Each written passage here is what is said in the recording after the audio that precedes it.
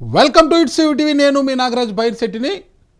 ఉమ్మడి కడప జిల్లాలో జరుగుతుంటే ఒంటిమిట్ట పులివెందల రూరల్ మండలం జెడ్పీటీ స్థానాలకు జరిగిన ఉప ఎన్నికలకు సంబంధించి ఇక గంటల వ్యవధి మాత్రమే ఉంది.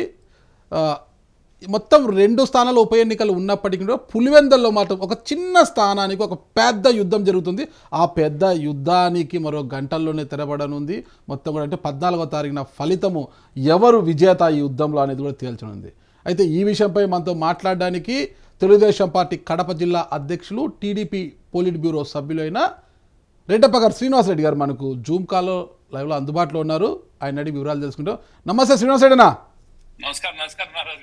ఓకే, ఒక చిన్న యుద్ధం అంటే ఒక చిన్న ఎన్నిక పెద్ద యుద్ధం చేస్తున్నారు వైసీపీ కూటమి సభ్యులందరూ కలిసి పులివెందల్లో.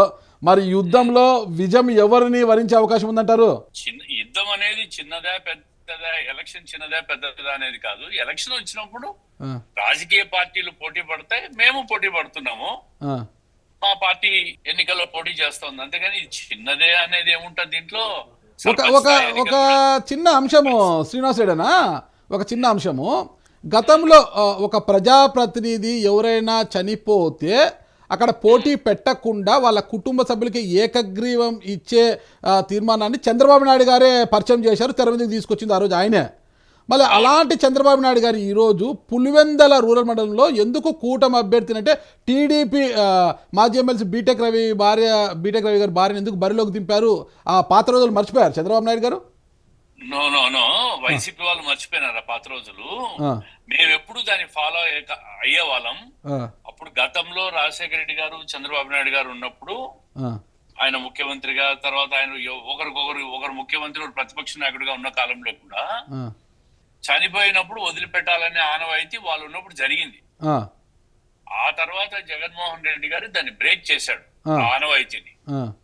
చనిపోయిన చోట కూడా పోటీ పెట్టి బ్రేక్ చేయడం జరిగింది. కాబట్టి ఆ అండర్స్టాండింగ్ బ్రేక్ అయిపోయింది. కాబట్టి ఇప్పుడు ఎన్నికలు వచ్చినా మేము పోటీ చేస్తా ఉన్నాం. ఓకే, అంటే జగన్మోహన్ రెడ్డి గారు బ్రేక్ చేశారు కాబట్టి మేము దాన్ని పాటిస్తాము అంటారు, దాన్ని కొనసాగిస్తామంటారు. ఆయన అండర్స్టాండింగ్ బ్రేక్ చేసినప్పుడు మేమెందుకు పోటీ చేయకుండా ఉండాలా? మరి ఇది ఒక చిన్న ఎన్నిక కదా, దీన్ని ఎందుకు మీరు పాటించలేదు? సరే, ఆయన పాటించలేదు, ఓకే, ఆయన విచక్షణ లేదనుకుంటాం కాసేపు.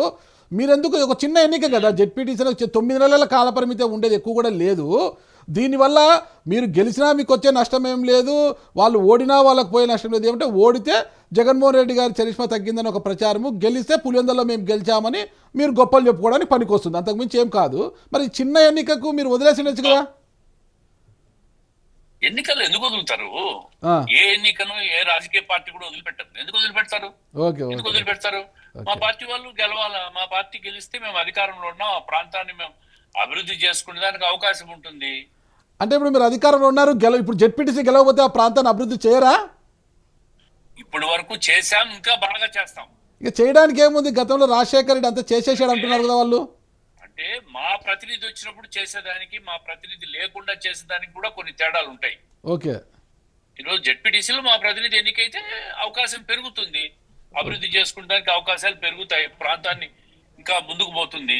వాళ్ళు ఏం చేశారు? వాళ్ళు చెయ్యకనే కదా రాష్ట్రం అంతా కూడా కొల్లబోయింది. మొన్న 2024లో 151 నుంచి 5 తీసేసి 2 మిగిలిపోయినాయి. ఓకే, సర్లేదు. అది పాపం ప్రజలు ఒక నిర్ణయం, ఏం చేద్దాం దానికి. మళ్ళీ ప్రజలు ఎవరికి ఎప్పుడు ఎట్లా పట్టం కడతారో తెలియదు.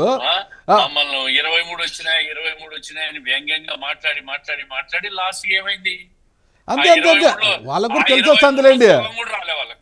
అదే, వాళ్ళకి 23 వచ్చాయి కాబట్టి, మా ఎమ్మెల్యేలు 23 మందిని కొనుగోలు చేశారు కాబట్టి 23 స్థానాలే వాళ్ళకు వచ్చినాయి, దేవుడు ఉన్నాడు అని వాళ్ళు ఆ రోజు అసెంబ్లీలో అన్నారు.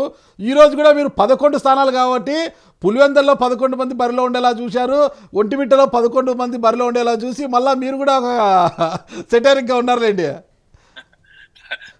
23 అర్థం కూడా రాలే వాళ్ళకి. అట్లా కాదు, వాళ్ళు కామెంట్ చేశారు.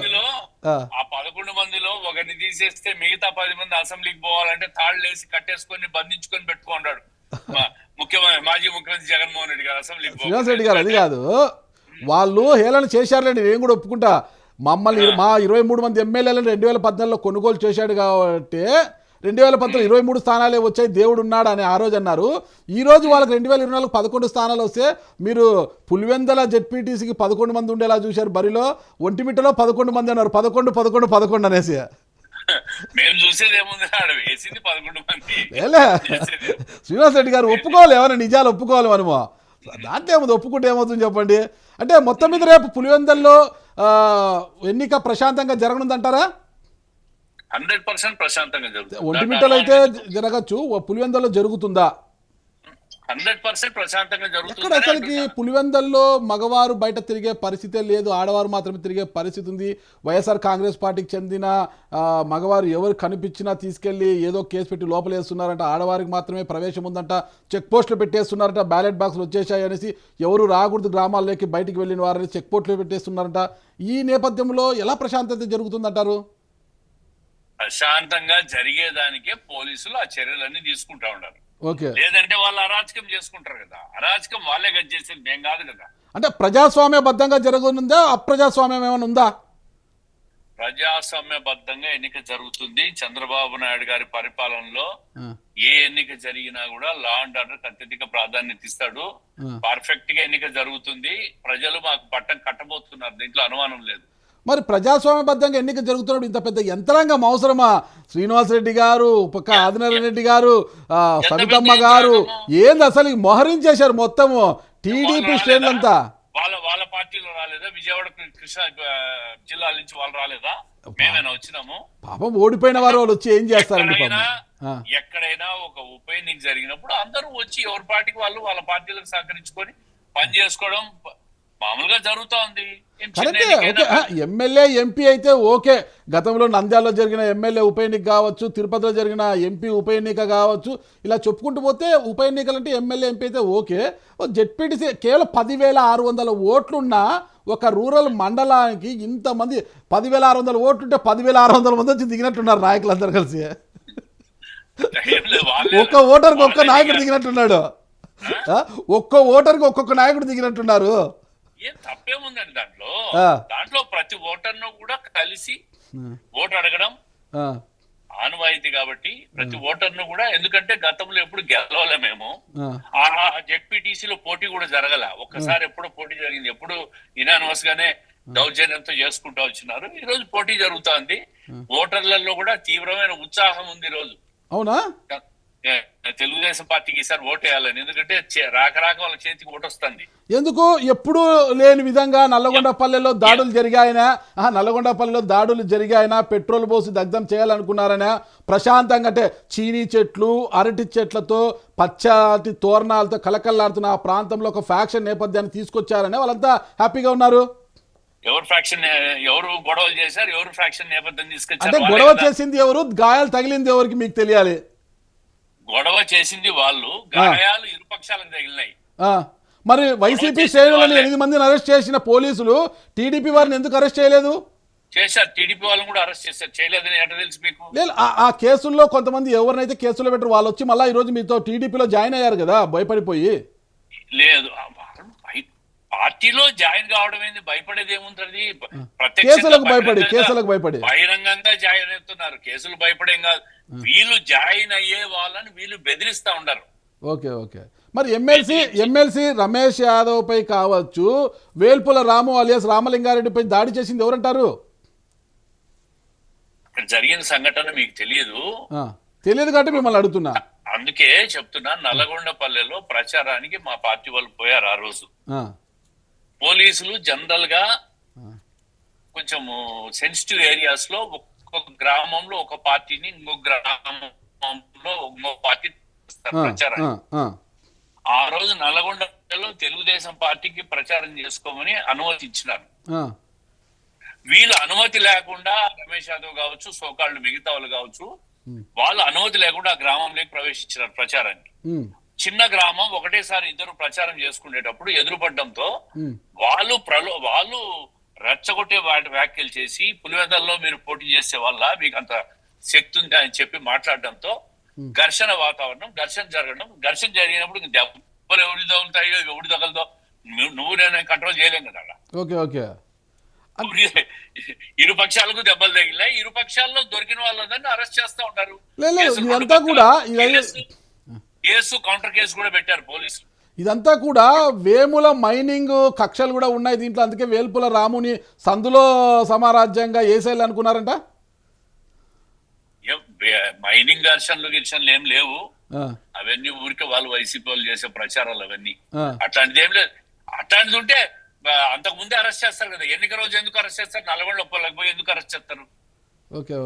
నల్లగొండపల్లెలో ఘర్షణ జరిగింది కాబట్టి దానికి నిమిత్తమే కేసులు పెట్టారు. రెండు పక్షాల మీద కేసులు పెట్టారు. రెండు పక్షాల వాళ్ళు అరెస్టులు చేశారు దొరికినంత మందిని. కేసులో ఉండ మిగతా వాళ్ళు ఒకరో ఇద్దరు దొరికింటారు. వాళ్ళ కోసం కూడా పోలీసులు గాలిస్తా ఉంటారు, పట్టుకుంటారు. ఓకే. మరి ఇంత ప్రజాస్వామ్యానికి మీకేమి గెలుస్తామనే ధీమా ఖచ్చితంగా ఉంది కదా, అలాంటప్పుడు పోలింగ్ కేంద్రాలను ఎందుకు మార్చేశారు? ఈ ఊరు నుంచి ఆ ఊరికి, ఆ ఊరు నుంచి ఈ ఊరికి, పాపము ఓటర్లను ఎందుకు గందరగోళానికి గురి చేస్తున్నారు? భయమా మీకు? ఉన్న పోలింగ్ కేంద్రాలు ఉన్న చోటే ఉంటే గెలవలేమేమో అనేది భయమా? పోలింగ్ కేంద్రాల్లో ఓట్లు మార్చేది తెలుగుదేశం పార్టీనా? ఓకే, అధికారులు మళ్ళీ ఇప్పుడు ఎలక్షన్స్ తర్వాత ఈ ప్రభుత్వంలోనే కదా పనిచేసేది, అంటే ప్రభుత్వ ఆదేశాలు లేకోకుండా ఏమైనా జరుగుతాయంటారా శ్రీనివాస్ రెడ్డి గారు? వాళ్ళు అధికారులను వాళ్ళ అధికారంలో ఉన్నప్పుడు అధికారులను ఉపయోగించుకున్నట్టు ప్రతి ఒక్కరు ఉపయోగించుకుంటారా? ఓకే. ప్రతి ఒక్కరు ఉపయోగించుకుంటారా? కాదంటారా? ఎవరు అధికారంలో ఉంటే వాళ్ళేం తక్కువ కాదు, వాళ్ళు ఉపయోగించుకోవడం, ఎవరు అధికారంలో వాళ్ళు ఉపయోగించుకుంటారు, ఎవరైనా అంతే. ఈ దేశంలో ఒక ప్రభుత్వం, ఒక రాజకీయ పార్టీ అధికారంలో ఉన్నప్పుడు రాష్ట్ర ఎన్నికల కమిషన్ ఎంత బాగా ఉపయోగించుకోవచ్చు, చెప్పుల చేతల్లోకి తీసుకుని అనే దానికి గత ప్రభుత్వం, జగన్మోహన్ రెడ్డి గారి ప్రభుత్వం 2020లో చేసిన ప్రక్రియ ఒక పెద్ద ఉదాహరణగా చరిత్రలో నిలిచిపోతుంది. వాళ్ళు చేసి అందరూ అదే విధంగా చేస్తారు అనుకుంటారు. పోలింగ్ బూతులలో ఓట్లు ఎవరు మార్చుకున్నారో ఏమో ఎలక్షన్ కమిషన్ ప్రశ్నించుకోవాలో, వాళ్ళు కోర్టులో కూడా ఈరోజు కేసు వేసినారు. 5 రిట్లు వేసారు, 5 రిట్ పిటిషన్లు వేశారు. కోర్టు తెలుస్తుంది తప్పెవరిది ఒప్పెవరిది అని కోర్టు తెలుస్తుంది కదా. ఒక అంశం మీద తీర్పు వచ్చింది కదా ఈ రోజు. ఒక అంశం మీద అంటే ఆ రోజు ఎమ్మెల్సీ రమేష్ యాదవ్ వేల్పుల రాము మీద జరిగిన దాడులకు సంబంధించి వాళ్ళు శాంతి ర్యాలీ చేపడితే కేసులు పెట్టారు పోలీసులు. ఆ విషయంలో వారిపై ఎలాంటి చర్యలు తీసుకోవద్దని హైకోర్టు తీర్పు ఇచ్చింది కదా ఈ రోజు. ఆ తీర్పు కాపీ మీరు చదవాలా ఏమొచ్చిందో. ఓకే. ఆ తీర్పు కాపీ చదవకుండా సాక్షిలో రాసిన వార్తలన్నీ చదివి మీరు ఏదో అనుకుంటే లాభం లేదు. ఆర్డర్ కాపీ చదవండి. ఆర్డర్ కాపీ మీరు చదివారా? నేను చదవలేదు ఇంకా. మరి మీరు చదవకుండా ఎలా చెప్తారు? సరే, మేము చదవలేదు, ఓ పేపర్లో వచ్చినది ఉటంకిస్తున్నా నేను. మీరు చదివారా? మీరు చదవకుండా, నేను ఏదో ఒకటైతే చదివాను కదా, మీరు ఏది చదవకుండా చెప్తే ఎట్లా? నేనేమంటున్నా, మీరు మాట్లాడింది నేను తప్పనడంలే. సాక్షిలో వార్త రాసిన దాన్ని పట్టుకొని మీరు చదివేసి అదే తీర్పు అని చెప్పుకోదండి. సాక్షిలో వార్త నిన్న రాశారు, ఈ రోజు తీర్పు వచ్చింది అంటున్నా. నిన్న ఆదివారము, నిన్న తీర్పు లేదు, నిన్న ఆదివారం. ఈ రోజు సాక్షిలో స్క్రోలింగ్ వస్తా ఉంది, దాన్ని మీరు పట్టుకొని మాట్లాడుతున్నారేమో అనుకున్నా. ఆర్డర్ కాపీ చదవండి ఏమొచ్చిందో. ఆర్డర్ కాపీ చదివిన తర్వాత మనము దాని మీద కోర్టు ఏం చెప్పిందో డిస్కస్ చేసుకున్నాము. ఖచ్చితంగా. ఓకే. నేను ఈ సందర్భంగా నేను చెప్తున్నా, ఎన్నికల సంఘాన్ని ప్రశ్నించాల్సిన పాయింట్ అది. వాళ్ళని అడగకుండా తెలుగుదేశం పార్టీ వాళ్ళు ఓట్లు మార్చారంటారు. నాకు తెలియకడుతో ఓట్లు ఏమైనా గలంతైనాయా? పోలింగ్ కేంద్రాలు మారాయి ఉన్నాయి కదా. అంటే ఒక గ్రామం నుంచి ఇంకో గ్రామానికి ఓట్లు వేయడానికి వెళ్ళాలంటే గ్రామస్తులు ఇబ్బంది పడరా? అది కాదు, 1 కిలోమీటర్ దూరంలో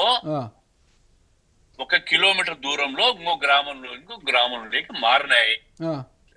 అంత మాత్రాన ఓట్లు గల్లంతు కాలే కదా, ఓట్లు ఎత్తేలేదు. కరెక్టే. ఆ గ్రామం నుంచి గ్రామానికి వెళ్ళాలంటే వాళ్ళకి వ్యయ ప్రయాసాలు కూర్చుకోవాలి కదా, ఇబ్బంది కదా.